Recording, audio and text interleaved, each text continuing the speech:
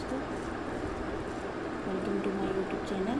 और आज my self आरती, आज मैं बात करूँगी लैंगिक अपराधों से संबंधित लैंगिक अपराधों से बालकों का संरक्षण अधिनियम 2012 और इसके सारे सेक्शन का रिवीजन सबसे पहले करूँगी, फिर इसके बारे में डिटेल्स में बात करूँगी।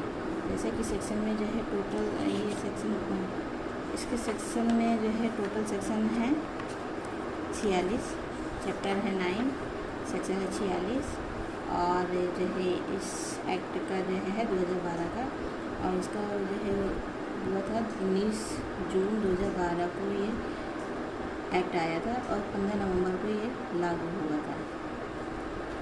तो पहला सेक्शन है संक्षिप्त नाम, विस्तार और प्रारंभ।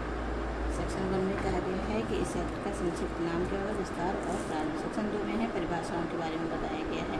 सेक्शन 3 में कहा गया है प्रिवेशन लैंगिक हमला। सेक्शन 4 है प्रिवेशन लैंगिक हमला के लिए दंड।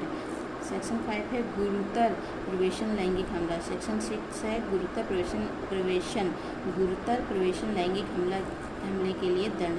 सेक्शन 7 है लैंगिक हमला। सेक्शन 8 है लैंगिक हमले के लिए दंड। सेक्शन 9 है गुरुतर लैंगिक हमला। सेक्शन 10 है गुरुतर लैंगिक हमले के लिए दंड। सेक्शन 11 है कि लैंगिक उत्पीड़न। सेक्शन 12 है लैंगिक उत्पीड़न के लिए दंड। चैप्टर 3 में है बताया गया है कि अश्लील साहित्य के प्रयोजनों के लिए बालक का उपयोग और उसके लिए दंड। सेक्शन 13 में बताया गया है कि अश्लील साहित्य के प्रयोजनों के लिए बालक का उपयोग। सेक्शन 14 में बताया गया उपयोग करना, अश्लील साहित्य के प्रयोजनों के लिए बालक का उपयोग करना।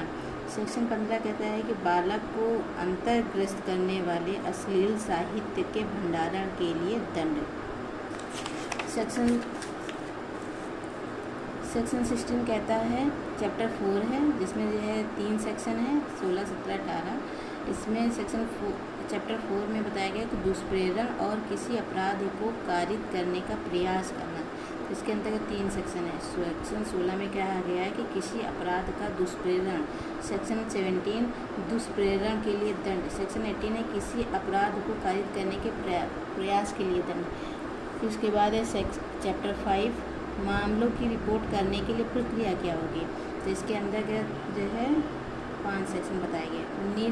सेक्शन 19 में अपराधों की रिपोर्ट करना। सेक्शन 20 में मामले को रिपोर्ट करने के लिए मीडिया, स्टूडियो और फोटो चित्रण सुविधाओं की बाध्यता है। सेक्शन 21 में